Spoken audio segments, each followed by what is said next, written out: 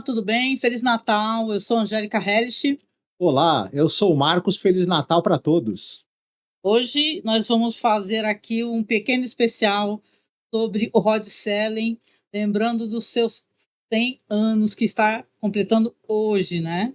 Isso, exatamente. Um século aí de nascimento do Rod Serling, né? Ele nasce no dia 25 de dezembro, obviamente. Até ele fazia uma brincadeira que ele falava que os pais dele receberam um presente de Natal que não veio empacotado, né? No Ah, caso, foi ele.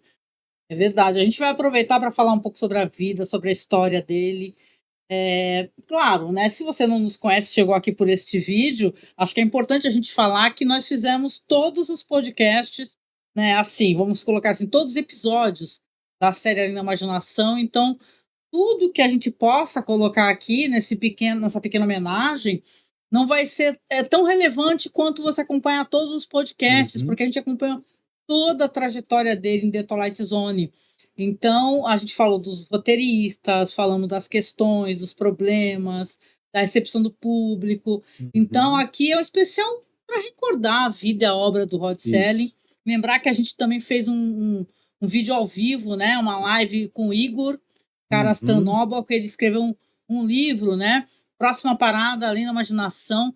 Está disponível para venda. A gente vai deixar o link aqui abaixo também, né? Vamos dar uma Uhum. moral, né, Marcos, para quem escreve sobre Rod Serling, sobre a série que a gente gosta tanto, né? Isso, o livro ele teve uma campanha no Catarse, mas vai estar disponível também o Próxima Parada Além da Imaginação, publicado por uma editora também, né? Então, para quem quiser adquirir, vale muito a pena, porque ele supre uma falta que a gente tem de material impresso e de pesquisa acadêmica sobre essa série, né? Tão bacana. E como a Angélica falou, nós fizemos podcasts a respeito de todos os episódios das 5 temporadas de Além da Imaginação. Não vamos falar muito de Além da Imaginação hoje, mas hoje vamos falar do seu criador, que é o Rod Serling, Isso. né? Talvez a gente faça alguns links, né? Porque tem algumas coisas na vida do Rod Serling, no que ele passou. Ele é um cara que ele lutou na Segunda Guerra Mundial, inclusive. Isso daí refletiu na obra dele, inclusive refletiu no que ele se tornou, né? Um Uhum. grande escritor, uma pessoa importante, uma pessoa com um coração, assim, vamos colocar no lugar Isso. certo, Uhum. né? Trazendo temas relevantes. Uhum. Então a gente vai falar um pouco sobre isso, mas acho que a gente vai começar, né, Marcos, falando, como você disse, nascido dia 25 de dezembro de 1924, os pais do Rod Serling, a vida dele, assim, antes dele vir Isso. ao mundo, né? Uhum. Ele nasce na cidade de Syracuse, mas logo no ano seguinte a família vai se mudar para Binghamton. E é importante citar Binghamton, porque ele vai passar a infância nessa cidade. E o que acontece? Essa cidade depois ela vai ser referenciada em episódios de Além da Imaginação, por exemplo, Walking Distance, né? Binghamton é uma É cidade. Binghamton, é por isso que é Birmingham. Binghamton. É Birmingham. Eu não sei, a Binghamton. gente não sabe a pronúncia correta, por isso que é Birmingham. Binghamton. É Binghamton. Binghamton. Enfim, é um nome meio chatinho de pronunciar. Binghamton. Binghamton. Enfim, essa cidade em que ele vai passar a infância, ela era uma cidade tranquila, pacata, interiorana, com um parquinho com carrossel igualzinho tem no episódio Walking Distance. O pai do Rod Serling, o Samuel, ele é um cara que ele teve muitos empregos, ele tentou até ser inventor, Diz que né? ele tinha uma vibe para ser engenheiro, né? É Isso. que a vida levou ele para outro lado, Isso. né? Como ele tinha família para sustentar, ele foi trabalhar na mercearia do sogro, né? Só que veio a depressão, né? A Grande Depressão, a mercearia do sogro faliu, e aí o Samuel Serling ele foi virar açougueiro, abriu um açougue, né? E o Rod Serling, né? Pegava a bicicletinha dele e ia fazer entrega de carne para os clientes Ai, que do açougue bonitinho. do pai. E o pessoal falava que ele era um garoto assim muito despachado, muito simpático e gostavam muito dele, né? E ele já desde pequeno, ele gostava de ler desde cedo. Aham. Ele gostava de ler revistas pulp, gostava de ler quadrinhos, e o moleque, além de ler, ele queria pegar e ficar representando, interpretando os personagens das histórias que ele lia nos quadrinhos ou nas revistas pulp, e ele não parava, né? Até a família falava assim, nossa, esse menino ele não para. É impressionante, ele lê um gibi, ele quer representar, fazer uma dramatização do gibi pra gente. O pai, vendo que ele tinha esse gosto pelo drama, né? Inclusive fez um palco, né? Um palcozinho no porão da casa para ele poder ali fazer as encenações dele. Legal. E tal, e incentivado, o irmão também incentivava e tudo mais. Porque é importante comentar, né? Porque talvez as pessoas não saibam que o Rod Serling tinha um irmão. Né? Isso, inclusive, Robert. O Robert foi muito importante na carreira do Rod Serling, porque o irmão dele era um cara que trabalhava para aeronáutica, né? Uhum. E tal. E o Rod Serling vai utilizar isso daí também em episódio de The Twilight Zone. O irmão, ele escrevia tanto livros quanto artigos em revistas sobre aviação, aviões, o mundo da aviação em geral. Você falou, né? Ele vai ser consultor depois em episódios de Além da Imaginação, e tem a ver também que o irmão dele se alista na Segunda Guerra. E o Serling também vai se alistar para meio que seguir o caminho do irmão. Sim. Mas, enfim, o Serling, ele estuda, faz o ensino médio ainda na cidade de Binghamton, né? E lá, ele já tá lá trabalhando no jornalzinho da escola, né? Já começa a escrever ali no jornalzinho, e enfim. Só que o que acontece? Ele participa da formatura de noite, né? Em 43. De manhã, ele vai se alistar. Não fala nada para os pais, se alista na Segunda Guerra Mundial. Ele queria muito duas coisas, né, que ele sonhava. Ele queria ser artilheiro, só que ele chega lá, o exame de acuidade visual dele fala, você não vai ser artilheiro não, grande. E ele era um cara baixinho, tinha isso também, né? Ele quase não é aceito porque, sei lá, tem até umas fotos engraçadas, assim, dele com Charlton Heston, né? Porque ele tem participação importante no Planeta dos Macacos. E ele mó baixinho, assim, o Charlton Heston mó girafão, assim, mó altão. Ele tem, na verdade, uma altura, 1,63 m, um pouquinho abaixo do que se pedia para o alistamento. É que devem ter usado uma régua lá no dia, uma medição que estava meio... Né? E ele consegue. Só que ele não vai ser artilheiro, ele acaba se alistando para ser paraquedista, né? E ele também queria muito ir lutar na Europa contra os nazistas. Ele vai para o Pacífico, na verdade para Nova Guiné e para as Filipinas. Uhum. E ele vai para a Batalhão 511, né? De paraquedistas, isso, que fazia parte da 11ª Divisão Aerotransportada do Exército.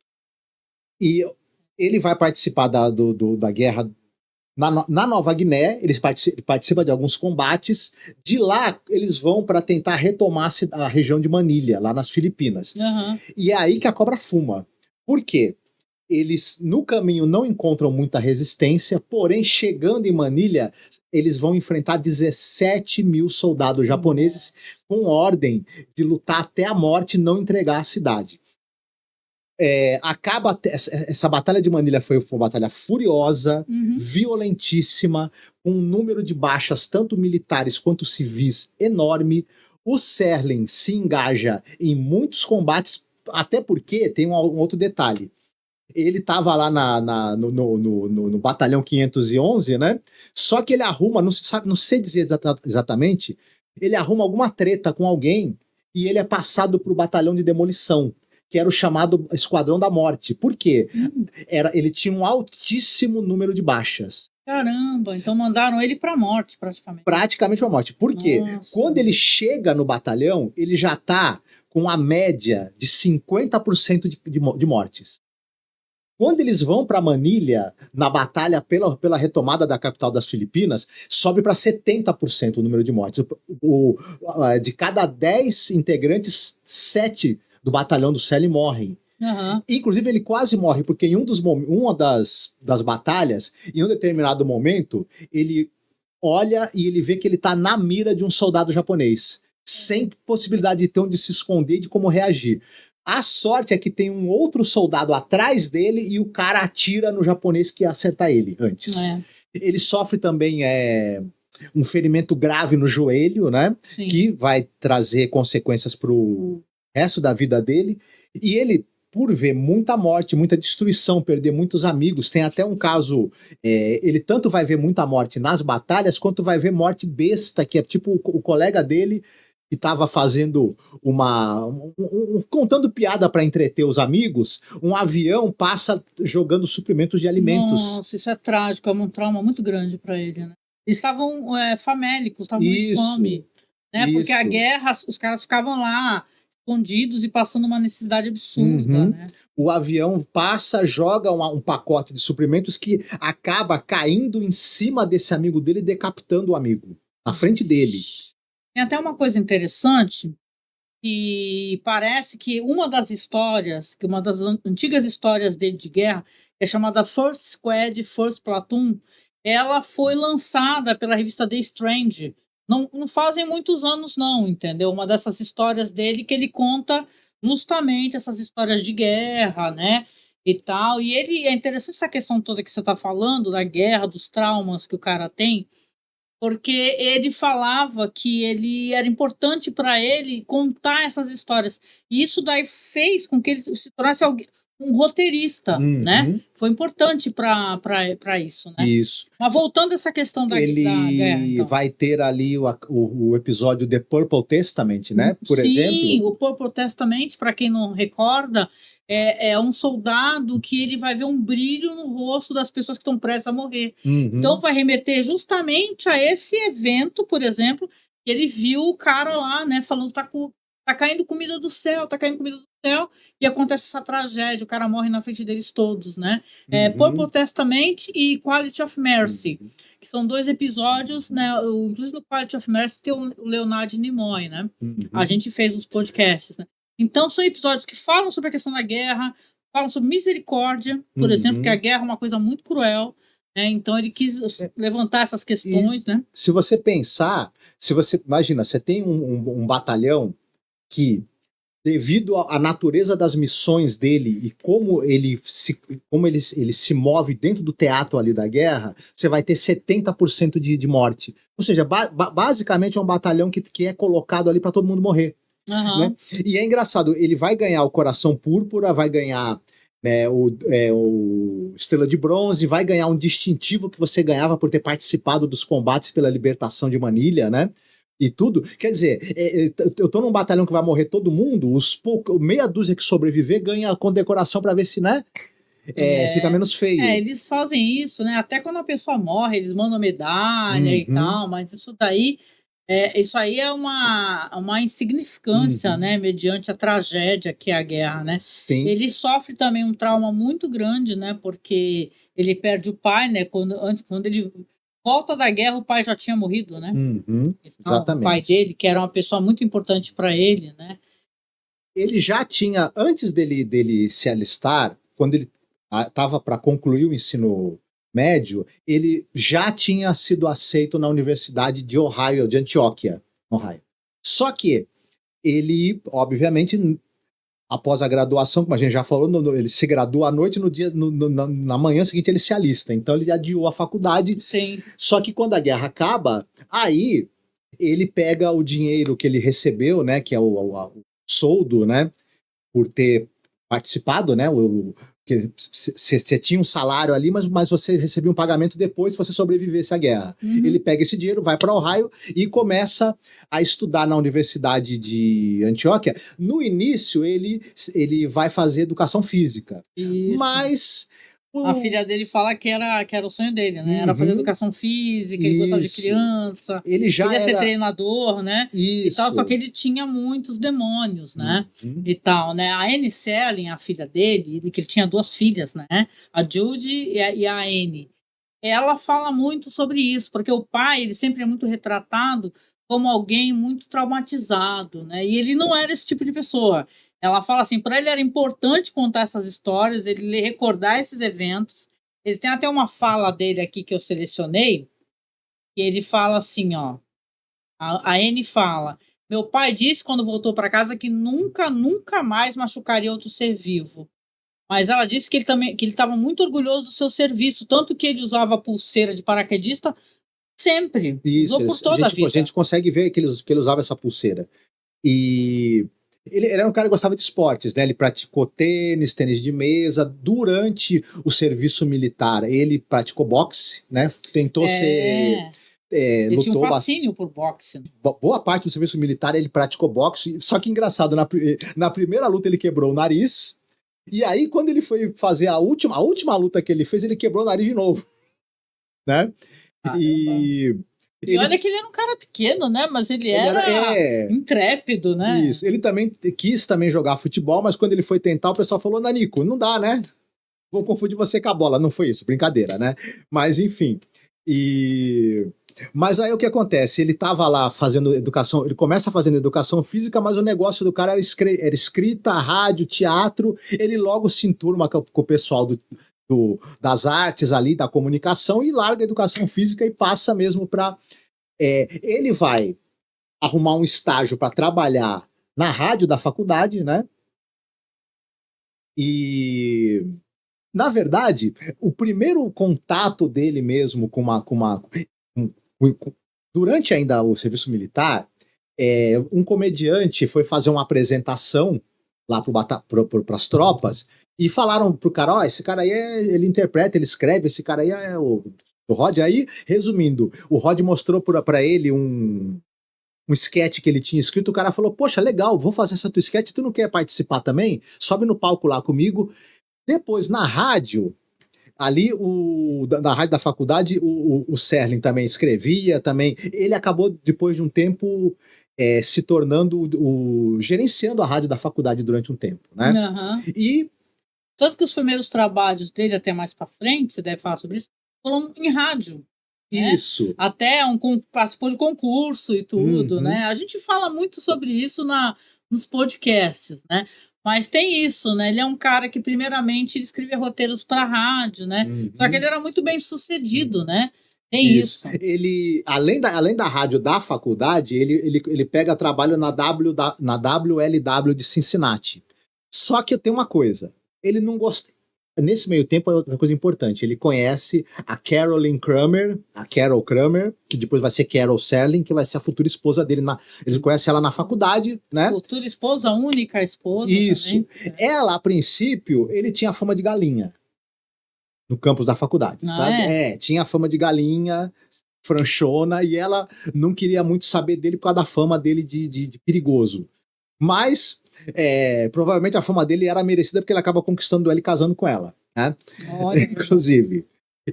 Mas, enfim, na rádio, na WLW, ele tinha um problema com a rádio que era meio assim. Ele lá fazia o quê?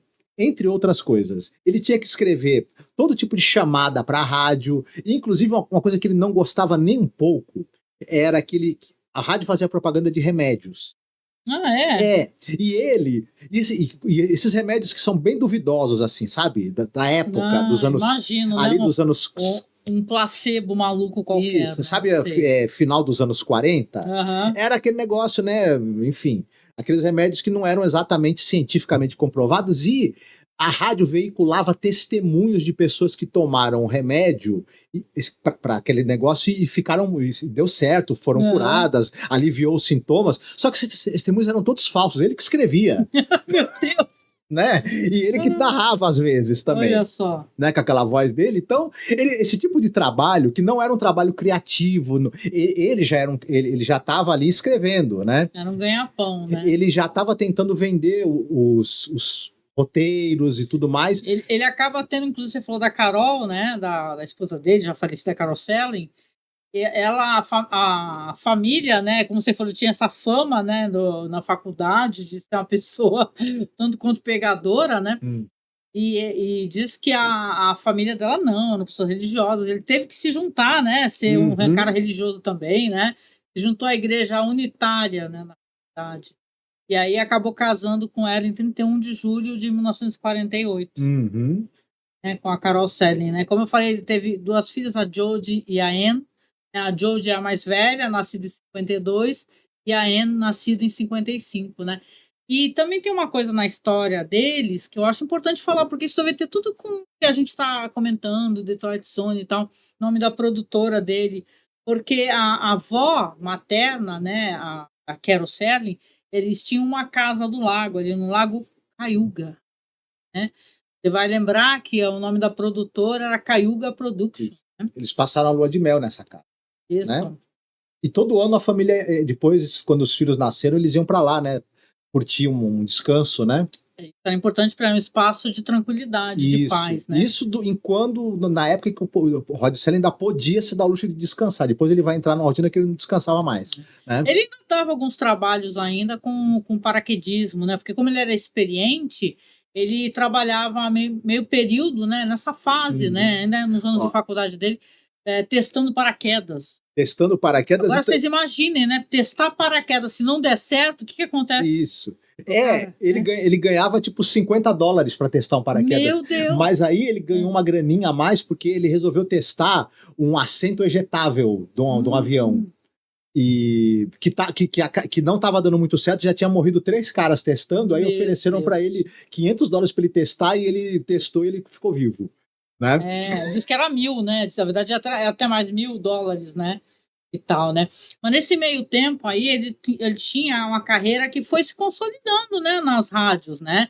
Ele trabalhava primeiramente como voluntário na WNYC, eu não sei falar, esses nomes WN, né, tem aquele jeito de falar de rádio, né, mas em Nova York ele trabalhava como ator e também como escritor, né, em 46. Uhum. Depois ele foi trabalhar também como estagiário remunerado, né, e tal, e depois ele foi trabalhar acho que até na própria Antioch College, né, que depois mais para frente ele também vai até dar aulas lá, né, Uhum. Sim. depois mais velho, né. E ele foi fazendo vários bicos, né, tanto que a gente conta em um episódio que uma das pessoas que ele conheceu, que ele foi ter amizade, um roteirista importante, foi justamente um cara que participou junto com ele de um concurso, sabe, de roteiro para uma rádio, né. De cabeça eu não vou lembrar, mas você vê que é o cara que ele primeiramente vê como ele foi se especializando em roteiro, né, e tal, na Uhum. rádio, né, que isso daí não saiu do nada. O Célio se tornou um dos melhores roteiristas, né, que já existiram, do nada, né. Uhum. Simplesmente é um cara que trabalhava nas rádios, Isso. né. Ele começa. E ele fazia uma coisa, né? Na época, ele escrevia roteiros, ele começou a ter roteiros dele transmitidos via rádio, roteiros dramáticos mesmo, né? Ele começou nessa coisa do radiodrama. Sim. Só que ele fazia o seguinte, ele escrevia muito, na verdade ele tinha o hábito de gravar, né? Ele Uhum. falava os textos, gravava e alguém depois passava limpo para ele. No início ele mesmo, depois ele foi ter uma secretária. E ele fazia o seguinte: ele mandava um roteiro para a rádio, se a rádio falava que não, ele alterava e mandava para a televisão. Se a TV não Oh, gostava, ele alterava e mandava para a rádio. esperto, né. E ele ia vendendo os. Ia reaproveitando, né, os Isso. roteiros, né, que legal, E né. ele ia vendendo os roteiros ali para a rádio, e ao mesmo tempo que ele ia vendendo um roteiro para a rádio aqui, um roteirinho para a TV ali, ele foi se aperfeiçoando, porque no início, os roteiros dele não eram ainda aquela coisa, né? Mas ele foi conseguindo. Depois, com o tempo, ele resolve contratar um agente. Aham. Ele percebe que, na verdade, ter um escritório, né, que alguém agencie e É mais procure profissional, é né. mais profissional, ele poderia se. E evita do cara ficar tomando chute também, né, ou ser Isso, enganado e porque tal. aconteceu. Tem um profissional, né. Aconteceu com o Serling mais de uma vez que ele mandava o roteiro para o local, para uma determinada emissora ou de rádio ou de TV, o pessoal falava, ó, não interessou o seu roteiro. Um tempo depois aparecia um Ah, programa com uma história muito parecida com a que ele mandou, né? meu, que caras de Né? pau, né. Só pra fazer uma emenda, que é o que eu falei anteriormente, eu estava com dificuldade de lembrar, né, mas quem ganhou o concurso com ele, porque ele ganhou um prêmio, né, um programa de rádio aqui, ó, Dr. Christian, faz um concurso anual de roteiro, aonde foram enviados milhares de roteiros, né, e ele Uhum. acaba ganhando um prêmio, que é um prêmio inclusive em dinheiro, olha lá, $500 pelo roteiro chamado To Live a Dream, ou To Live a Dream. E ajuda pra caramba. E quem ganha junto com ele é um cara que depois vai escrever para Além da Imaginação, que é o Ear Haim Jr., né, Isso. que episódios fantásticos, assim, da série, né, Uhum. bastante legais. Ele Ele tinha ganhado várias vezes já esse prêmio, o Will Hammer. O pessoal que escutou, a gente vai lembrar que o Will Hammer, ele escreveu alguns episódios, como por exemplo, o The Hunt, né, que é o... The Hunt, que é o do cachorrinho. Do cachorrinho. Piano in the House. Isso, Jazz Belly, né? Jazz Belly. Isso. E ele era muito ligado a essa cultura do sul, né? Essa cultura tanto que rural, ele vai fazer, né? depois aquela série famosíssima lá. The Waltons. The Waltons, né? Como é que ficou o nome no Brasil, né? Que, tipo, fizeram até aquele filme lá, Os Caipiras Malucões, entendeu? Sim, o Will Hamner também escrevia letra de música, né? Tanto Engraçado que ele era um cara muito mais ligado a essa cultura do interior, né? Redneck, vamos colocar isso que é ofensivo, né? Uma caipira, mas os roteiros mais legais dele são os roteiros de histórias urbanas. Uhum. Né? Então... E ele vai escrever o último episódio, né? O Will Hamner escreve o Bewitched Shimpu, que é o episódio final. Mas o Serling, ele vai conseguir acertar. Ele, por exemplo, ele começa a escrever para um programa chamado Stars Over Hollywood. Depois ele tem um programa chamado The Storm. Ele vai conseguir encaixar mais de 30 roteiros nesse programa. Caramba! E aí ele começa a escrever para a TV direto. E as coisas, já com o agenciamento que ele tem, ele começa a conseguir vender muitos roteiros e a agente dele fala: meu irmão, muda para Nova York. Porque lá que a coisa tá rolando. Lá que a coisa tá acontecendo, né? Verdade. Por quê? A TV era uma mídia que ainda era mais ou menos recente. A teledramaturgia na TV, ela dependia ainda... Você tinha essa coisa dos teledramas, né? Uhum. Dos teatros filmados. Você pegava um texto e esse texto era encenado ali, direto, ao vivo. Era ao vivo, né? E tinha essa coisa que a TV, ela ainda não tinha muita dessa coisa dos seriados, ela usava muita antologia. Porque, na verdade, a TV queria se afirmar como uma mídia também que tinha qualidade, que tinha algo muito interessante a oferecer. Uhum. E queria competir também com os radiodramas, óbvio, né? Sim. Ela meio que pegava esse formato que já existia do radiodrama e trouxe para o teatro filmado. Teatro televisionado, na verdade. E é interessante. Aí você tinha Kraft Television Theater, você tinha Playhouse 90, você tinha várias emissoras, tinham esse formato da antologia dramática televisionada. E havia muita demanda de roteiros, porque também você não tinha tanto essas séries que eram assim, ela tinha os personagens fixos e você tinha que escrever para a série que já estava pronta, o conceito. Antologias, né? Cada episódio era um texto diferente. Tinha muita demanda.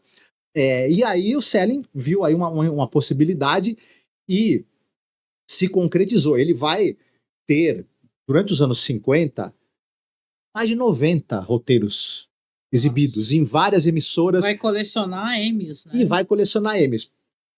Ele realmente vai para Nova York e começa a ter roteiros dele que vão ser televisionados, vão virar teledramas em diversas antologias importantes, o Kraft Television Theater, e aí, no Kraft Television Theater, em 55, acontece o seguinte, ele vai ter um texto dele chamado Patterns. Padrões, né? Padrões. Sim. Basicamente, esse texto é sobre um cara que é um jovem executivo de uma empresa, ele tá ali sendo treinado por um executivo mais velho. Na verdade, ele vai substituir esse cara, o dono, o chefe da empresa, quer substituir esse executivo mais velho. Só que ele não quer demitir o cara. Ele quer ficar pisando, humilhando, espezinhando o cara, até o cara se demitir e ele substitui pelo mais jovem. Caramba! E fazem igualzinho hoje em dia. Isso. Só que esse jovem, por isso que é padrão, né? Ele começa a entender que ele é ambicioso, claro, ele quer esse emprego, só ele começa a entender que amanhã vou ser eu que vou ser substituído depois. Claro. Né? Esse mundo do corporativo, ele usa você e te descarta. Diálogos belíssimos esse teledrama. Tinha diálogos inesquecíveis. Que é uma coisa que dá para falar que o Rod Serling escrevia mesmo diálogos de fechar o tempo lindos, maravilhosos, né? Famosos os diálogos dele. acabou sendo algo que fez muito sucesso, chamou muita atenção, ganhou críticas positivas. E aí o que acontece? O Serling conseguiu vender tudo que era roteiro que ele tinha, inclusive os que tinham sido rejeitados antes. Virou tipo, né? Quando o cara tá fazendo tanto sucesso, né? É que nem o pessoal fala do Stephen King, né? Stephen King escrevendo no guardanapo vende. Isso. Né? Então ele tava assim, ele tava numa ascensão enorme, né? Ele pegou as prateleiras que ele tinha, os roteiros nas prateleiras dele, ele vendeu, foi tudo. Né? E um ano depois, só que até o pessoal falou assim, bom, ok, esse episódio do cara ganhou 3 Emmys, inclusive de o roteiro, né, para ele. E aí o pessoal se perguntou, muito bem, ele virou, e muita gente falava, é o melhor, né, teledrama já feito nos anos 50. E aí o pessoal falou, bom, e agora? O que esse cara vai fazer? Não sabiam que viria a coisa mais fantástica, né? Aí já então no programa, no Playhouse 90, eu chamo de Playhouse 90, que o pessoal fala o nome todo. Playhouse 90, tipo, sabe por que era Playhouse 90? Os teledramas eram de 1 hora. Esse Playhouse 90 eram teledramas de 90 minutos. Por isso que era o Playhouse 90. Que legal. Não, mas assim, aí no Playhouse 90 vai vir o Requiem para um Peso Pesado, né? Fez um sucesso absurdo, uma história emocionante pra caramba, né, e tal. Então ele ganhou mais prêmios, né, porque realmente, né. E o negócio, o dono da emissora, durante a apresentação do programa, se eu não me engano, do Requiem para um Peso Pesado, ele liga lá pro pessoal lá que tava, né, dirigindo, fazendo ali o teledrama na hora e fala assim, gente, o que é isso que vocês estão fazendo aí? Vocês fizeram a televisão avançar 10 anos com isso que vocês estão fazendo. E detalhe, né, gente? Vamos pensar aqui, porque era tipo teatro filmado, né? O pessoal ensaiava, né, Marcos? O pessoal ensaiava, o negócio era ao vivo. Entendeu? Não era uma parada, não tinha essa lógica que tem hoje em dia dos programas e tal. As coisas eram ao vivo. Então, se a atuação era inacreditável, ela era porque o cara era foda, entendeu? Então, realmente, né, eu entendo, né? O cara ligar e falar, peraí, o que você tá fazendo aí, né? É maravilhoso. Agora você subiu tanto o nível que não pode baixar. Isso. Né? É uma coisa interessante também que a gente não citou, o Patterns, né? Ele vai depois em Galeria do Terror, vai ter o episódio ali do vendedor, né? Que tá sendo ali no trabalho acossado para ser substituído por um vendedor mais jovem, né? E ao mesmo tempo o bar que marcou muito a vida dele tá para ser fechado e derrubado, né? Sim, porque é o que a gente até comentou, porque a gente está fazendo episódios também de Galeria do Terror, né? Fizemos da primeira temporada, estão fechando o bar de Tim Riley. É essa referência, né? Não é? Isso. Que legal. O Serling, ele é um ótimo episódio, viu, gente? Ele sempre colocava dramas existenciais, dramas morais, com diálogos extremamente bem feitos, diálogos poderosos. É uma coisa interessante que ele é um tipo do roteirista que ele não busca o diálogo naturalista. Ele busca o diálogo burilado, né? O diálogo com valor literário o mais alto possível. Que hoje em dia o Aaron Sorkin, se a gente for pensar, né, esse famoso roteirista que é criticado porque eles falam que qualquer personagem de um texto do Sorkin parece que não é uma pessoa comum, parece que é saído de uma peça de Shakespeare. E meio que o Serling tinha isso.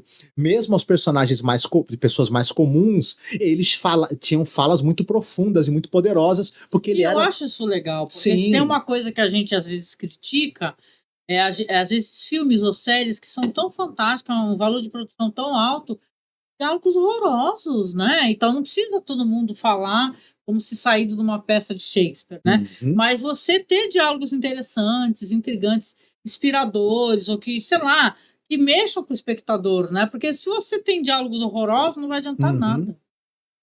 Mas a diferença era essa, né? Todo mundo, acho que é por isso que The Twilight Zone também sobreviveu e está em mais de 60 anos, né? Na corações e mentes das pessoas. Agora, acontece o seguinte, nesse meio tempo ele já largou o rádio. Sim, está exclusivamente trabalhando com a televisão. trabalhando com a televisão. Só que tem um problema. Esse formato dos teledramas, ele também tá um pouco... Tem dois problemas aí, né? Antes da gente chegar nisso. O Serling, ao longo da carreira dele, ele teve muito problema e muita briga com produtores e patrocinadores, sobretudo. Porque Uma censura, né? Eles isso... queriam, você não podia tocar em certos assuntos, né? Twilight Zone, I agree. in the area of science fiction, did a very good job of bringing some imaginative writing and some nice But performances. of course, that was pure anthology, but what we had going, and which was our excuse to remain on the air for 5 years, Bernie, was simply that we did have a thread of continuity.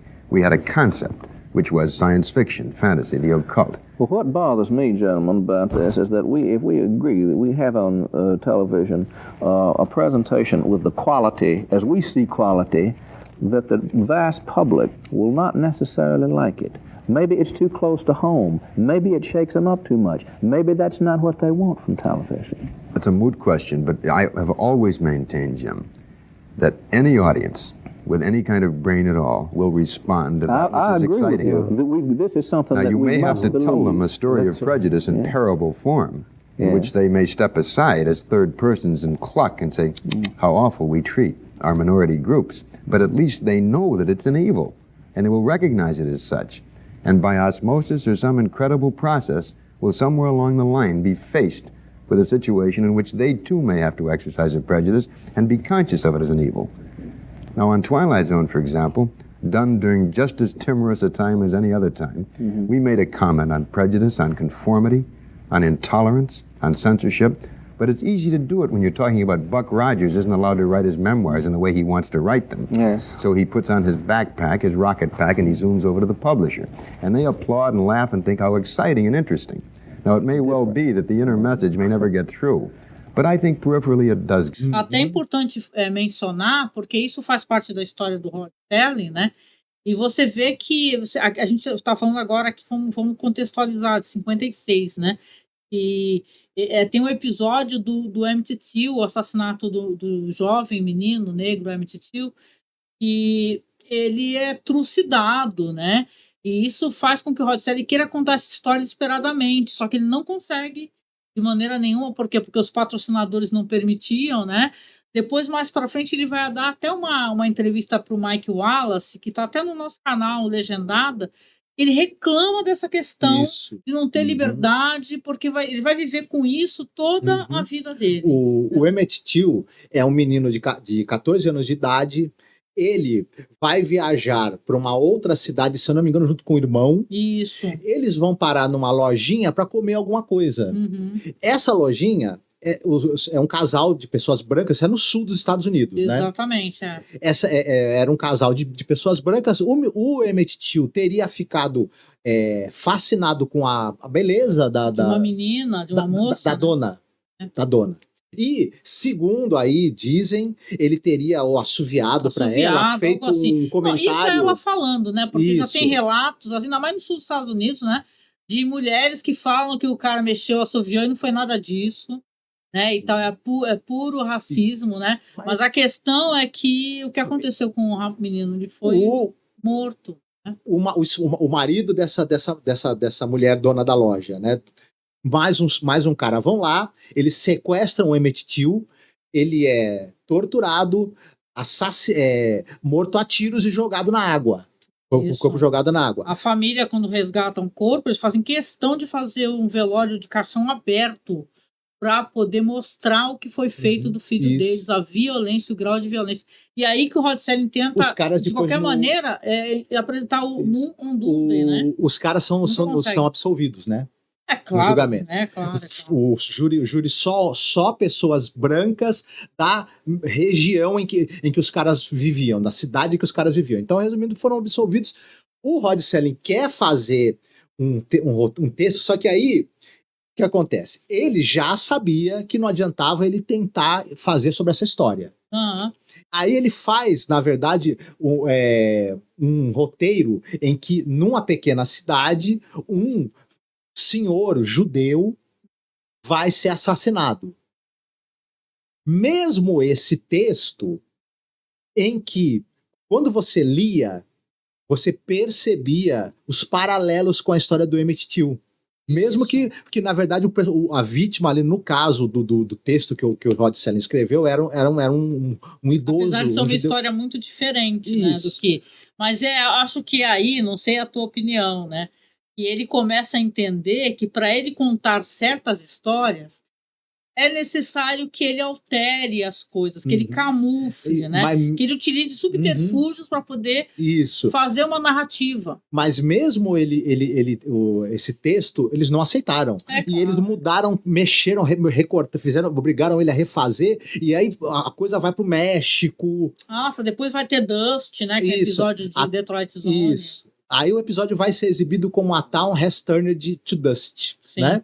Que aí, assim, foi alterado totalmente o contexto, foi passado por um cara acusado de um crime que não cometeu no México, etc, etc. Então, e depois vai ter Dust também, que eu sempre relacionei de certa maneira, e as pessoas relacionam Dust, que é um episódio de um jovem que ele atropela a cavalo uma criança e ele é condenado a pena de morte, a forca, e fica um cara lá desejando a morte dele, vibrando a cidade e tal, e todos um vendedor lá, mau caráter, quer vender uma areia mágica que faria com que as pessoas perdoassem o menino que está prestes a morrer na forca. Então, de certa maneira, ele quer trazer essas questões sociais, né? Eu acho que ele traz com Dust. Sim. Mas tá um negócio que nem você está comentando, né? Já coloca um rapaz mexicano, né? Já faz uma alteração. E ele coloca, tem um episódio muito bonito mesmo, né? Importantíssimo, que tem atores negros e tal, uma história sobre você acreditar em si mesmo, que é do cara que é boxeador, lembra? Né? Que o menino faz um desejo assim, é Big Taoish o nome do episódio.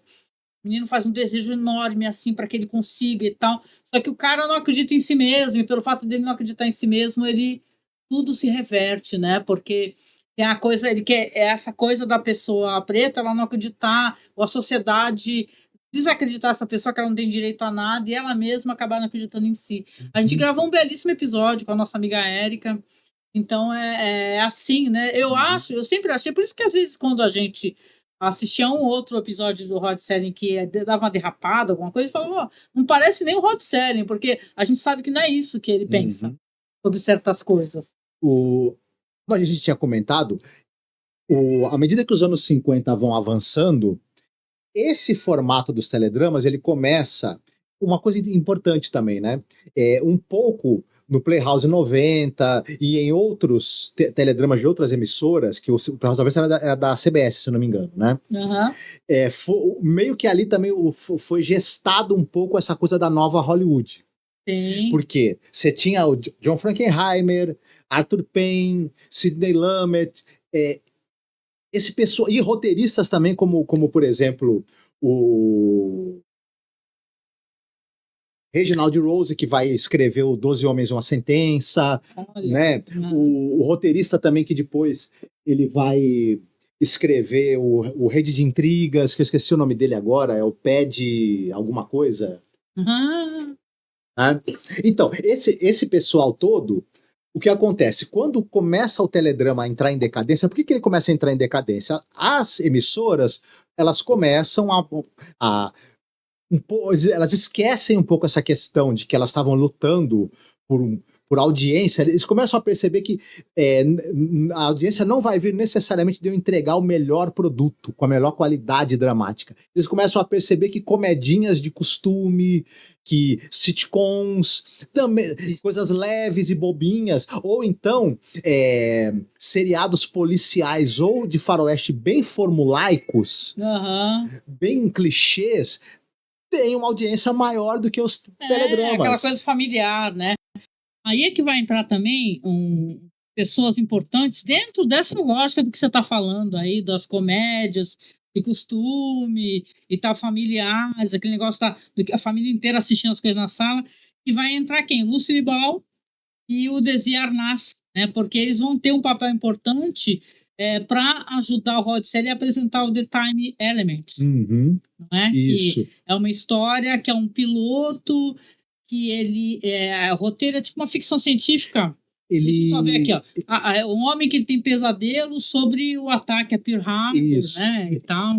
Porque eu tenho uma coisa, o Schelling, ele vai também, ele pensa assim, bom, ok. E eu não consigo, e assim, eu tento encaixar comentários sociais nos roteiros e os caras me tesouram. Ele pensou, bom, ok.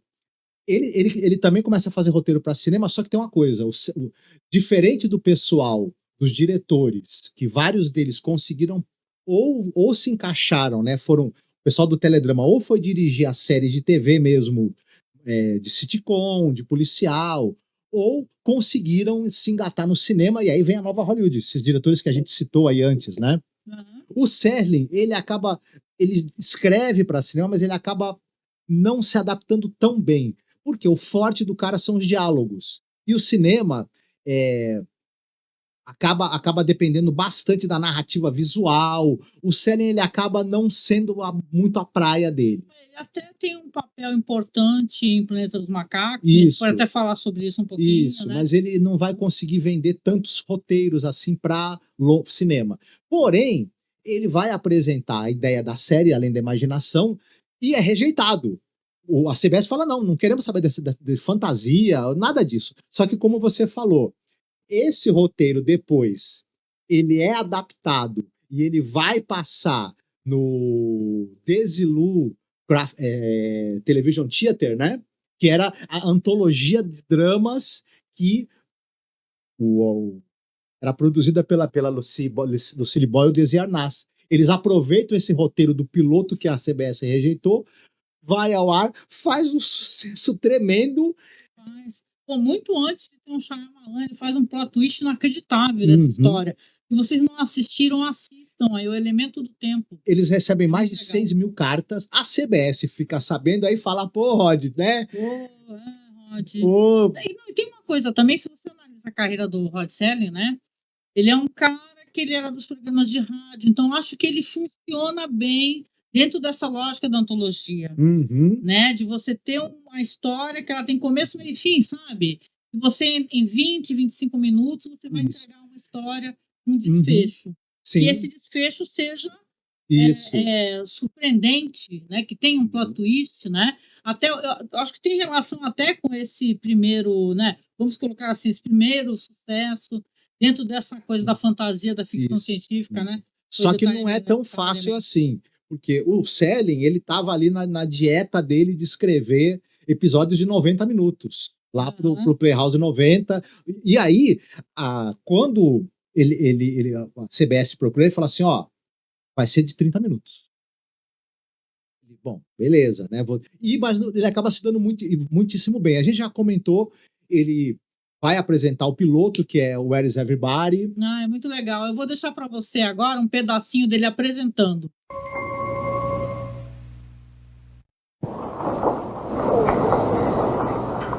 How do you do? You gentlemen, of course, know how to push a product. That essentially is your job. My presence here is for much the same purpose, simply to push a product. To acquaint you with an entertainment product which we hope and which we rather expect will make your product pushing that much easier. What you're about to see, gentlemen, is a series called The Twilight Zone. We think it's a rather special kind of series. Essentially, people watch television to get entertained. And the keynote of this series, the thing we're concerned with, the thing we're aiming for, the thing we're working toward is entertainment. This is a series for the storyteller.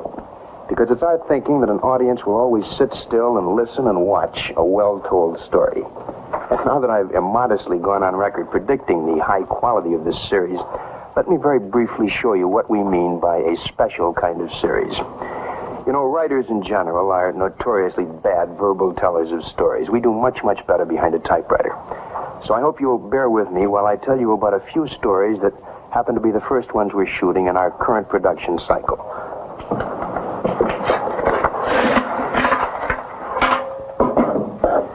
This is sand. It represents desert. The desert that you'll see on your screen in a story we call The Lonely. The Lonely is about a man sentenced to a lifetime of solitary confinement. The confinement takes place on a sandy asteroid far out in space. It's the story about a man slowly succumbing to a kind of nightmarish loneliness. a série, que é muito interessante, né? Apresentando para o pessoal, para os chefões da indústria, né? Uhum. Falando, olha só, você vai ter aqui um ótimo veículo para seu produto e tal, uma série que ele começa a contar, ele tem cenas e tal, de episódios que ele tem Uhum. intenção de mostrar. É muito legal essa apresentação aí. E tá no DVD, né? Tanto que o Uhum. pessoal até legendou. Vou deixar tocando para vocês um pedacinho aqui.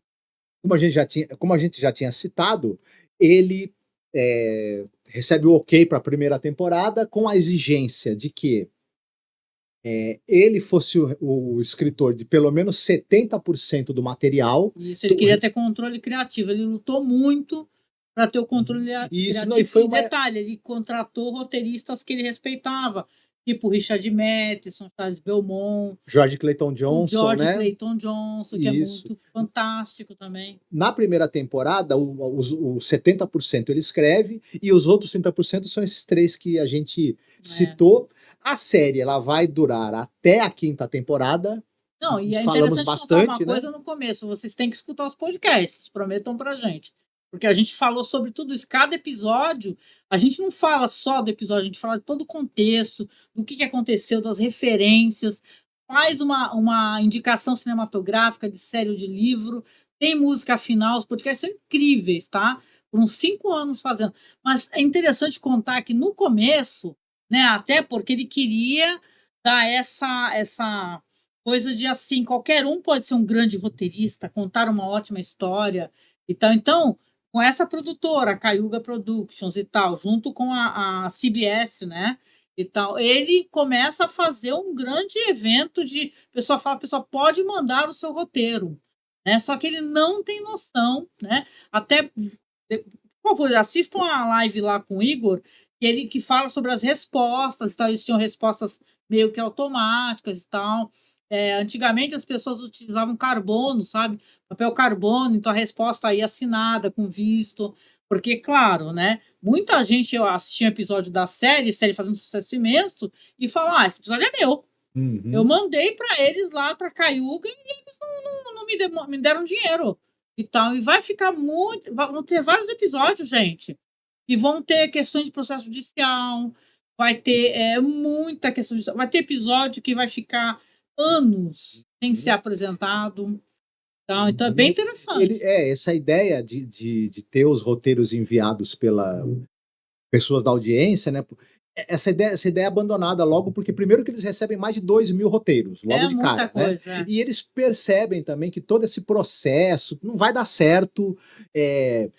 É muito melhor trabalhar com roteiristas experimentados de forma profissional. Enfim, é uma ideia que é abandonada, ela se demonstra inviável logo de cara, né? A série chegou a ser cancelada.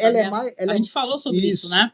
Que a série foi cancelada, acho que foi depois da 2ª temporada, né? 2ª ou terceira, né?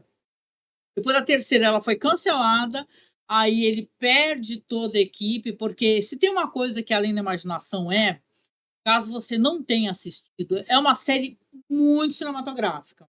A gente sempre falou isso, né? É uma série com cara de cinema, é uma série muito bem fotografada, filmada, diálogos muito legais e tal. Então é uma série com cara... Porque a gente vai ter a série dos anos 80 com cara de TV fortemente, né? Tem episódios legais? Tem. Mas tem muita cara de TV dos anos 80. Agora, The Twilight Zone, não. Se você pega um Blu-ray da série, fora os episódios, que a gente até comentou na live lá com o Igor, são os episódios que foram gravados de videocassete, de VHS. Não tinha nem como restaurar isso daí, que tava tão... né, o Rod Serling odiou, acho que foram 7 ou 8, né? Não lembro, foram 6, não lembro. Mas foram alguns episódios fantásticos, até o do Papai Noel, né? A gente está gravando aqui para passar no Natal para você. Night of the Meek. The Night of the Meek. E você vê que, assim, não tem remasterização. Sai no Blu-ray tudo, com áudio legal, mas para você ver, né, como é que é. E quando ele vai voltar depois para a 4ª temporada, vai ter uma 4ª e uma 5ª ainda, né? A série teve 156 episódios, 92 foram escritos pelo Rod Serling, né? Quando a gente, no nosso podcast, a gente foi falar sobre a 4ª temporada, a gente falou detalhadamente o que aconteceu no final da terceira, a troca de equipe, a troca de produtor. A gente explicou detalhes da questão da grade de programação da emissora, como depois a série foi encaixada. Por que os episódios na quarta temporada tem 1 hora? Isso. Então, que detalhe, apesar do que as pessoas falam, né? Porque tem isso, The Twilight Zone, a média era de 20 e 25 minutos, os episódios. Quando vai ter a temporada, que é na quarta temporada, que tem menos episódios, mas são episódios de 1 hora, muita gente fala que os episódios são ruins, que a temporada é horrível, e não é verdade, tá, gente? Né? Tem He's Alive, tem vários episódios maravilhosos. Tá na quarta temporada. Tem 3 episódios nessa temporada. O He's Alive. Na quarta-feira nós vamos para casa, né? Na quinta, on Thursday, we went for home. E o Death Ship, né? O navio da morte, a nave da morte. Esses 3 estão entre os melhores episódios da série para mim. Estão entre os que eu mais gosto. Não, eu gosto de vários episódios. Para mim, é que o pessoal é 8 ou 80, né? É que quando as pessoas falam de Além da Imaginação, normalmente as pessoas lembram daqueles, sei lá, 10 episódios, né? E tal. E eu acho que a série tem muitos episódios bons, né? Isso. Então... Mas com o final da série, depois da quinta temporada, tem essa grande questão aqui. Anos 50 é a era de ouro da televisão americana, chamada Era de Ouro. E é um período, até 1960, em que o Serling ele era um dos reis da teledramaturgia. E tal. Depois ele consegue ter uma grande sobrevida com o sucesso de Além da Imaginação. Após isso, as coisas para o Serling, que o pessoal fala, né, que ele é um cara, que ele é um produto, né, dessa coisa da teledramaturgia dos anos 50, e ele quando chega aí já no meio dos anos 60, o pessoal fala que ele é fruto de uma época que já passou. E ele realmente, ele vai depois para a CBS tentar fazer um faroeste, o The Loner. Isso. Quase ninguém lembra e é super difícil de arrumar, gente. O The Loner, ele queria fazer um faroeste intimista, filosófico, né? Com aquele ator lá, o Lloyd Bridges, né? O pai do Jeff Bridges, né? E tal, né? E você vê que não teve muito sucesso, né? Eu acho que só teve só uma temporada, né? Foram 1 ou 2, né? Foram 13 episódios, ele escreveu, produziu 13 episódios. 26, aqui, ó. Durou uma temporada com 26 episódios. Mas os primeiros 13 episódios ele escreveu, ele teve um certo controle criativo. Aí o que acontece? Começaram a encher o saco dele, porque falaram, poxa, a gente precisa de mais cenas de ação, mais violência, e ele falando, não, gente, não é sobre isso. Ele queria um faroeste diferente. Aí tiraram... Tu vê, né, como o cara tinha uma visão. Se você for parar para pensar em grandes faroestes, o que você lembra logo de cara? O Homem que Matou Facínora, não é? Você lembra daquele Meu Ódio Será Sua Herança. São faroestes que trazem uma questão, sim, tem ação, mas uma questão que eleva, né? Uma questão de reflexão, o que é a vingança, né? E tal, por que aquele cara lá assume que matou um outro, sendo que, né? Pra quem lembra, né, do Homem que Matou Facínora, a gente tem podcast também. Mas aí você vê que o cara estava tentando, ele tinha uma visão, né, para certos dramas e temáticas que não era só coisas de ação e tal, né? Na verdade, foi o olhar dos produtores, que era um olhar muito, né? O personagem, vivido pelo Lloyd Bridges, ele era um cara que ele tinha lutado na Guerra Civil, e após o final da guerra, ele vai, né, pro oeste, e é um cara à procura de se reencontrar, de entender o papel dele no mundo, qual é o meu papel aqui no mundo depois da guerra, né? Ele é um homem marcado pela guerra, como Rod Serling, né? Ficou marcado por ter lutado na Segunda Guerra Mundial, ele está tentando se reencontrar. Então, essa jornada desse personagem é uma jornada de autoconhecimento. Só que o pessoal começou a encher o saco dele, e aí o que acontece? Depois do 13º episódio, pegaram e começaram a chamar outras pessoas para escrever e fizeram mais 13 episódios em que o Serling já não tinha mais o controle. E depois a série é cancelada. E aí, o que acontece é que o Serling, ele acaba tendo muito menos ofertas de trabalho durante esse período. É como se uma fase de ouro da televisão, da qual ele fez parte e também foi responsável, né, pela qualidade, as coisas foram se alterando, as pessoas queriam outro tipo. Você repare, né, que a gente aqui fala da Lucille Ball, né, e do marido dela, do Arnaz, e aquelas comédias com risada, né, enlatada, sei lá, né, Uhum. que faziam a pessoa fazer caras e caretas e tal, e risada, e risada. Era aquilo que a família estava assistindo. Quer dizer que o Rod Serling, quando traz Além da Imaginação, e acho que a palavra é essa, eleva, né? Você traz, você assiste uma história de alienígena que está atacando uma rua onde as pessoas estão todos desconfiados uns dos outros, né? E a violência explode, mas ele está querendo falar sobre outra coisa, sobre macartismo. Então você vê que ele está batendo de frente com o que era o consumo mais normalizado, né? Do que o pessoal queria ali, a família, né? É claro que a série dele, The Twilight Zone, é tão importante que a gente está aqui, né? Mais de 60 anos, 65 anos falando dela. Mas, na época dela, ela foi caindo, né, no esquecimento. Ela, na verdade, a influência dela, que é uma influência avassaladora na televisão e na ficção nos Estados Unidos, ela vai ser sentida mais para frente. Isso, né?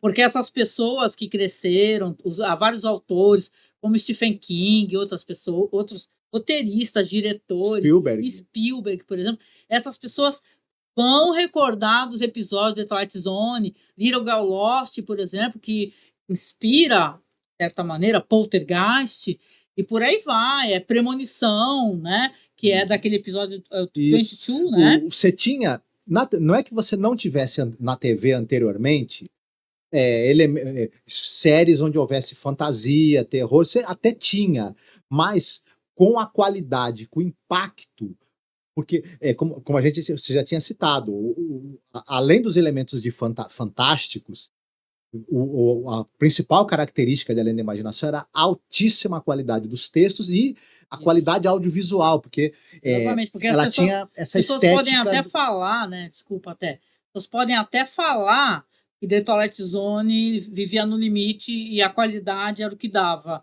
porque eles reutilizavam coisas do Planeta Proibido e por aí vai. Eles reutilizavam coisas da MGM, cenários, etc.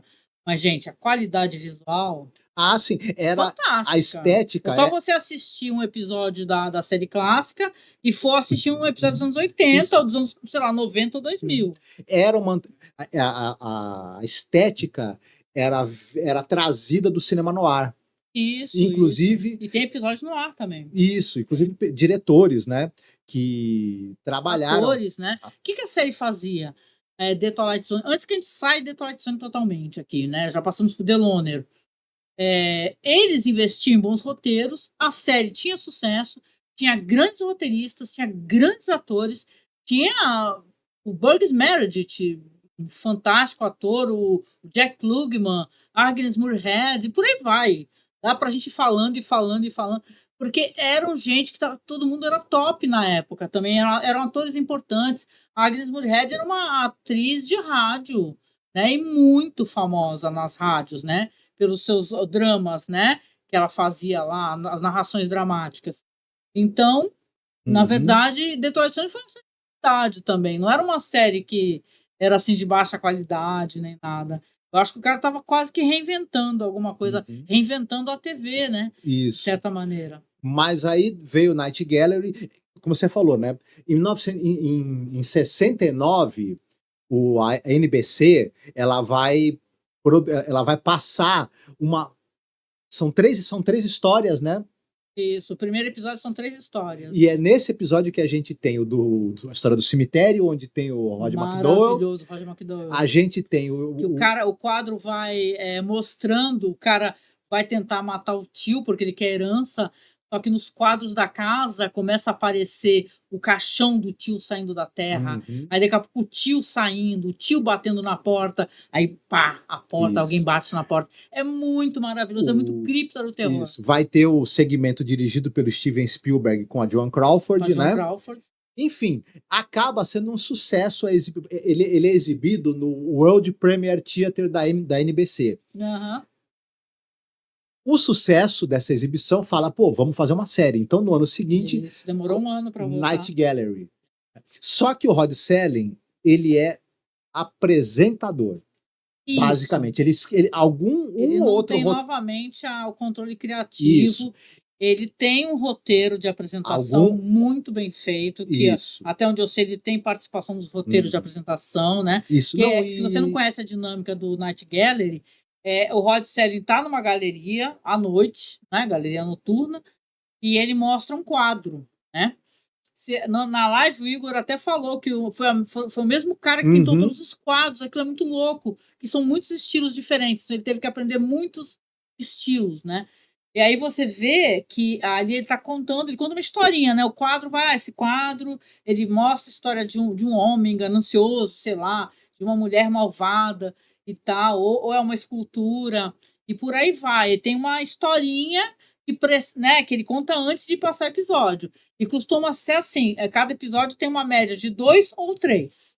Tá? Nem que sejam 2 de tempo mediano, de 10 a 15 minutos, e um de, sei lá, de 5, às vezes até de menos, né? Ou então tem um pouco mais longo, né? E aí tem outro episódio um pouco mais curto, né? Tem essa coisa meio assim, dividida, né? Isso confunde um pouco as pessoas, só para comentar, já te dou a palavra, que Night Gallery, como saíram vários formatos, saiu DVD, Blu-ray, e os caras ficaram misturando episódios. Como são episódios que dá para assistir tudo separadinho e tal, aí tu vai ver episódio que tem o Vincent Price, às vezes está em disco tal junto com outro. Isso daí meio que dificulta para as pessoas conseguirem, né? Saber exatamente o que é correto, né? Por causa das montagens dos DVDs, sabe? Dos Blu-rays. Mas o Rod Serling, a série acabou usando... Tem um ou outro episódio escrito por ele também. Só que a série, Night Gallery, tem alguns problemas, né? Ela é muito irregular na qualidade dela. Muito. Muito mais do que Além da Imaginação era. E outra coisa, entre os episódios mais de terror, eles ficavam botando sketches curtas que eram quase que uma piadinha filmada. Isso, que são essas aí que eu falei. Ele detestava, ele achava que isso estragava a série e de certa maneira ele tinha razão. Né? Aqui a gente tem que falar o nome do cara, que era o Jack Laird, né? Ele teve muitas discussões, muitos embates com o Jack Laird, né? Porque ele ficava ligando e tal, porque então, assim, né, gente, né? A gente gosta de Night Gallery e tal, acho que é uma série importante, também relevante. Só que você tem uma pessoa que está falando, olha, isso aí não está funcionando, olha, não está legal. Aí diz que a atenção era tanta que tem certo ponto que o Jack Laird nem atendia mais o Rod Serling. A gente postou lá no nosso canal, aqui no nosso canal, também um documentário. Então você pode assistir legendado com a apresentação do Leonard Nimoy, né? Ele é um cara que apresentou, é mó legal, assim, esse documentário. É o pessoal falando das brigas do Rod Serling, do estresse dele. Então é interessante. Isso. Em 63, a gente não citou, ele ganhou vários Emmys. O último Emmy que ele ganhou, sexto Emmy, porque ele também ganhou Emmy com Além da Imaginação, né? Uma das temporadas, ela também ganhou o prêmio Emmy. Foi com It's Mental Work, no Bob Hope Presents Chrysler Theater. Né? Que legal. Ele já tinha ganhado o Emmy com, a gente falou, Patterns, o Requiem para um Peso Pesado, o Comediante e esse It's Mental Work. Aí o que acontece? Depois que termina a Galeria do Terror, ele tem um ou outro trabalho também, mas ele vai acabar falecendo em 75. Verdade. Né? E ele chegou a fazer muita coisa, ele chegou a voltar para o Antioch College para dar aula, sabe? Ele não ficou trabalhando só com isso, chegou a um ponto, acho que foi a partir da 4ª temporada, né? Até de 18 anos, ele dava aula de roteiro. Nesse período. Tem várias fotos dele, sabe? Com os estudantes e tal, legal. Nesse período em que ele que ele morre, que ele falece, ele estava mais dando aula, na verdade, né? Ele estava um pouco ali, não estava trabalhando, digamos assim, fixamente na televisão mais, depois do final de Night Gallery. E ele era um cara, ele fumava de 4 a 5 maços de cigarro por dia, muita coisa, né? Viveu muitos anos da vida dele estressado, porque ele era um workaholic, trabalhava loucamente, escrevia muitas horas por dia, dava aula, participava da produção de séries de TV, se estressava o tempo todo e brigava o tempo todo com os anunciantes, com os produtores, para poder veicular as ideias dele. Muito estressante, fumava pra caramba. Até porque isso daí tem vezes que não tá no DVD, para quando a pessoa pega e compra, né, o DVD ou o Blu-ray. Tem muita propaganda de cigarro e tal, né? Você vê que sempre tem o Rod Serling segurando o cigarrinho. Ele sofre uma parada cardíaca, né? Um infarto, ele tava na piscina, se eu não me engano, né? Aí, ainda... ele sofre duas, né? Ele tem primeiro um ataque cardíaco, acaba sendo hospitalizado. Tem uma cirurgia, em maio, né, de 75, não. Aí ele fica 2 semanas afastado antes de receber alta. Depois ele tem um segundo ataque cardíaco, entendeu? Que aí os médicos vão falar que ele precisa fazer uma cirurgia de coração aberto, só que infelizmente ele falece, né, durante a cirurgia, né? Uma pena. E aí tinha 50 anos só, gente. Isso. Ele tinha tanto para entregar pra gente, mas tanto, né? E entregou muito, muito, muito, né? E tal, né? Inclusive tem uma estátua dele que está no Recreation Park em Binghamton. E é importante falar também da esposa, da viúva da Carol, porque ela continuou o legado dele, né, e tal, porque ela já faleceu, né? Ela viveu mais 45 anos depois que ele faleceu, né, e criou as filhas e continuou o legado dele no sentido de preservar a memória mesmo, né? E a filha dele também, a Anne Serling, ela está sempre né, promovendo, né, e tal, a esses encontros e tal. Você vê que tem o Rod Serling Memorial Foundation, né, que muita coisa tá ali agregada ali sobre o Rod Serling, né, um trabalho de você salvar cartas, né. A gente conversou com o Igor, né, que é esse autor aí do A Próxima Parada, Além da Imaginação, e ele falou que está tudo preservado, muitas cartas, né? Crianças enviavam cartas, enviavam roteiros e tal, e tem muito do que foi escrito e tal que está sendo preservado até hoje em dia, porque ele é uma pessoa muito importante, foi uma pessoa muito importante, né? Para a cultura mesmo, para a história do cinema, da TV. E hoje em dia a gente tem programas como, sei lá, Black Mirror, né? Até os mais antigos, Kolchak The Night Stalker. Se você quiser imaginar, Arquivo X, gente, deve muito a The Twilight Zone. O Charlie Brooker, ele já falou várias vezes, olha, Exatamente. Eu sou filho do Rod Serling. Exatamente, porque esses programas com histórias curtas, né, que tem um desfecho, um plot twist, é uma coisa que depois foram ter muitas séries, foi ter série do Boris Karloff, foi do Brad Burry, por aí vai. Imagine que você quiser que tiveram várias séries. E The Twilight Zone também acho que não foi nem a primeira, né? Acho que tinha antes já. Mas a que fez mais sucesso e tal foi The Twilight Zone. E se a gente for pensar, agora é um exercício só de especulação, né? Porque até muito se fala, quando no final da vida, o Serling já não tinha o sucesso que ele teve ali nos anos 50, né? E até o meio dos anos 60, o sucesso que ele teve nos teledramas e depois Além da Imaginação. Aí nos anos 70, no final dos anos 60 e no início dos anos 70, ele estava ali. O pessoal achava que a época dele tinha passado, né? Ele já não era mais tão requisitado, não tinha tanto o prestígio que ele já tinha tido um dia. Só que eu acho que isso era temporário. Por quê? Nos anos 80, a influência avassaladora que a obra dele, sobretudo a obra dele em Além da Imaginação, exerceu ali em muita gente, começou a pipocar, né? Produções e obras que tinham influência direta do trabalho dele. Então você imagine se ele estivesse vivo nos anos 80, quando foi ter o remake de Além da Imaginação. Claro que ele estaria lá trabalhando. Ele estaria lá trabalhando, ele teria sido incensado como o cara que é o grande influenciador. Você imagine quando o Spielberg... Não sei se ele ia gostar muito assim, porque a gente pode usar isso como exercício de especulação, né? Mas pensando na série dos anos 80 como ela também é um produto da sua época, né? Sim. As coisas que The Eye of the Beholder é diferente. Tem o episódio lá, Os Monstros Estão na Rua Maple, é diferente também. Sim. Porque era uma outra época, o inimigo já era outro, né? Então eu penso que sim, teria a contribuição dele ou críticas dele. Pode ser. Não, mas Porque também tinha muitas coisas na série que, pelo amor de Deus, mas a gente vai falar dela em algum ponto, quem sabe. Mas a série, ela tinha essa cara de produção para TV dos anos 80, né? Mas ela, nos roteiros ela tinha o espírito. O espírito, né? Mas o espírito mudava tava muita ali. coisa, né? E eu Aliás, acho... a gente comenta, viu? Assim, tem episódios, é interessante isso, né? Você comentar, porque a prova que você vê, né? Que eu tô aqui fazendo uma crítica, mas não é que eu não goste, não. Aliás, eu acho muito interessante essa série dos anos 80. Tem episódios que lá o negócio foi até muito mais longe. Eu lembro quando a gente comentou sobre aquele A Kind of Stopwatch, lembra do cara que para o mundo, né? Quando vai chegar nos anos 80, é sobre uma mulher, uma dona de casa, que ela usa um colar, né? Ela usa um colar que ela segura e grita para todo mundo se calar e o mundo para.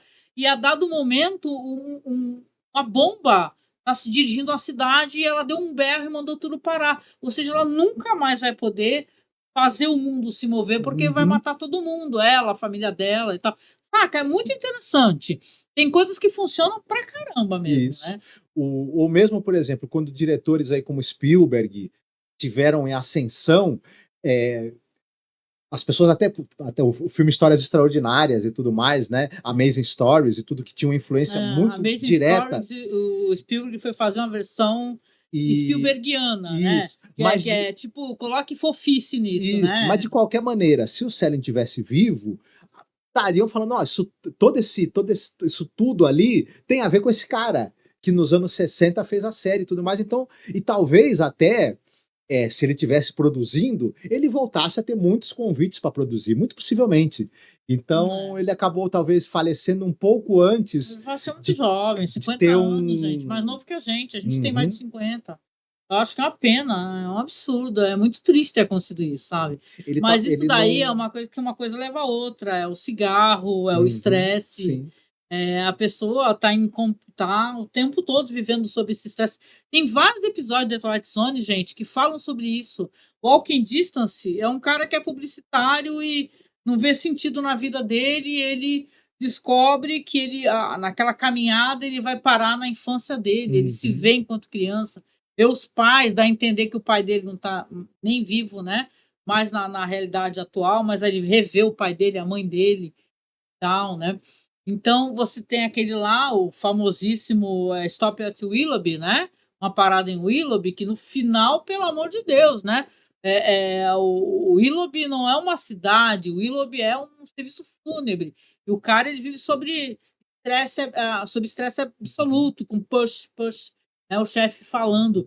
Então, isso é interessante, porque a vida do Rod Serling está refletida em Além da Imaginação, várias coisas questões que ele tinha com a guerra, questões que ele tinha com o estresse, ou até coisa, né? Porque, claro, nem todos os roteiros eram do Rod Serling, né?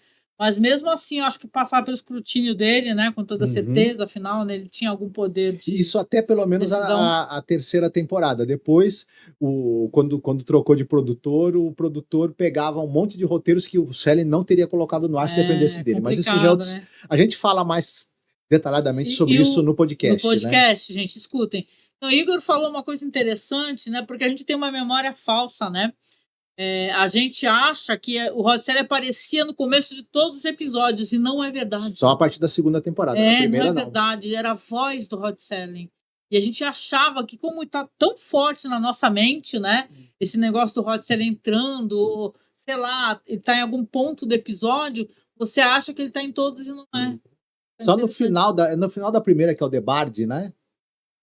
O The Bard. Que aí ele aparece. No final da primeira não é o The Bard. No final da primeira é do roteirista lá que apaga as mulheres. Isso, mas como é o nome desse episódio? Não, o The Bard é um último episódio, do Shakespeare.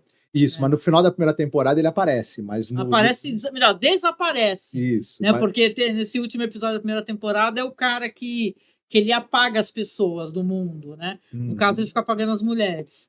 Mas né? É isso. E diz pra gente aí, o que você acha do Rod Serling, como é que ele tocou a sua vida? Eu acho super importante a gente poder fazer aqui, nem que seja uma pequena conversa mesmo, sobre a vida dele, sobre o legado dele. E veja bem, nós nem somos especialistas nem nada, mas como nós passamos muitos anos, né, falando sobre o Rod Serling, falando sobre os episódios. De certa maneira, nós nos tornamos uma referência, nem que seja pequena, sobre isso, porque dificilmente alguém se arriscou a fazer 156 podcasts, né? E detalhe, a gente fez os 156 mais os episódios da série do Jordan Peele, né?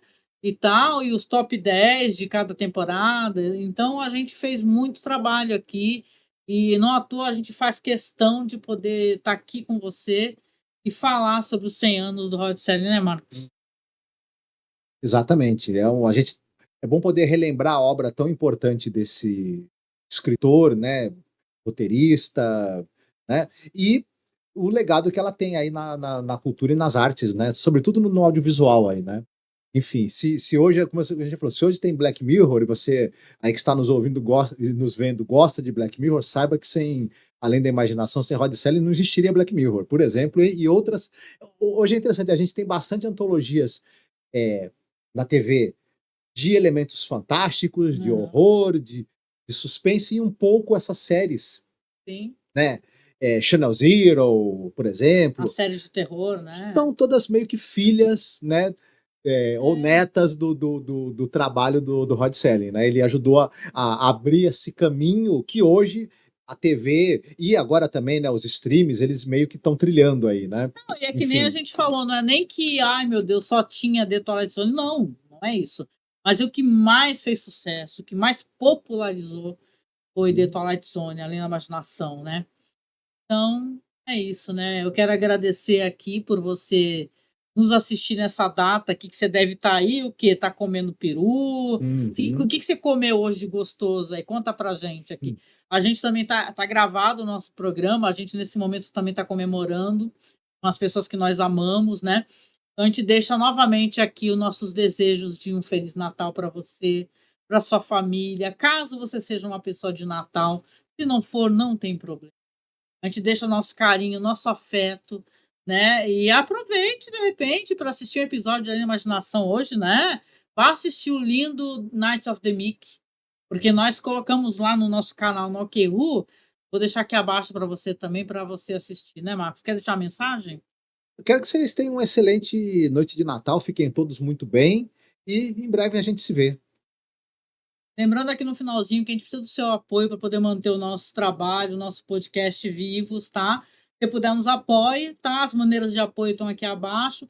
E a gente agora está em link de afiliados também da Amazon. Se você for comprar alguma coisa na Amazon, lembra de comprar pelo nosso link, tá? Que assim você nos ajuda também. Grande beijo, Feliz Natal, boa entrada de ano, tudo de bom para você.